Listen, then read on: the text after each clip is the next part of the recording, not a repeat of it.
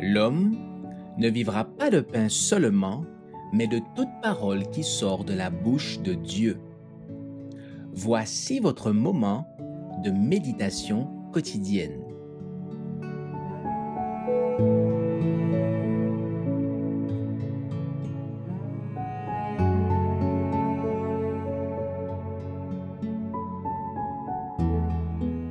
Le Fils témoignera pour nous, le 30 août.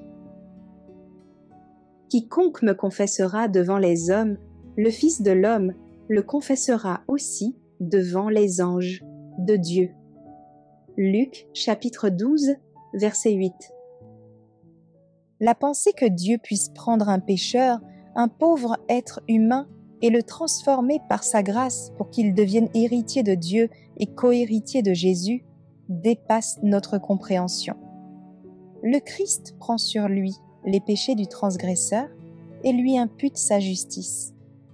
Par sa grâce toute puissante, il le rend capable de s'associer aux anges et de communier avec Dieu. L'influence purificatrice de la grâce divine transforme les dispositions naturelles. Le ciel ne peut être désirable aux hommes charnels. Leur cœur souillé ne se sentirait nullement attiré par ce lieu pur et saint. Et même s'ils avaient la possibilité d'y entrer, ils n'y trouveraient rien d'agréable. Les penchants qui dominent le cœur naturel doivent être soumis à la grâce du Christ, avant que l'homme pécheur puisse entrer au ciel et être en état de jouir de la compagnie des anges. Lorsque l'homme meurt au péché, lorsqu'il est vivifié par une vie nouvelle en Christ, l'amour divin remplit son cœur. Son intelligence est sanctifiée. Il s'abreuve à longs traits à l'intarissable source de la joie et de la connaissance, et la lumière du jour éternel brille sur son sentier. Dieu désire que le plan divin soit accompli, que l'ordre et l'harmonie céleste règnent dans toutes les familles, églises et institutions. Si celles-ci étaient comme un levain d'amour, nous verrions mettre en pratique les nobles principes de la courtoisie, de la délicatesse et de la charité chrétienne envers ceux qui sont rachetés par le sang du Christ.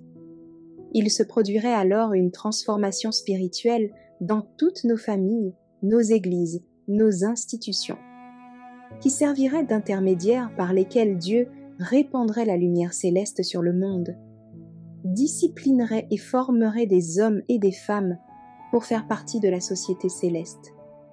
Jésus est allé préparer une place pour ceux qui, dans son amour et par sa grâce, ordonnent leur vie en fonction des demeures bienheureuses.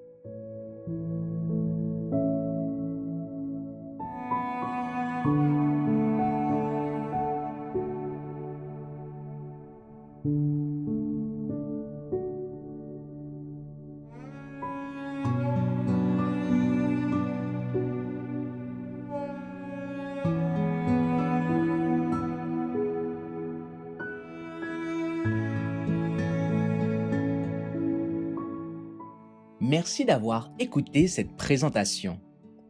Assurez-vous de nous rejoindre demain pour votre moment de méditation quotidienne avec lereste.org.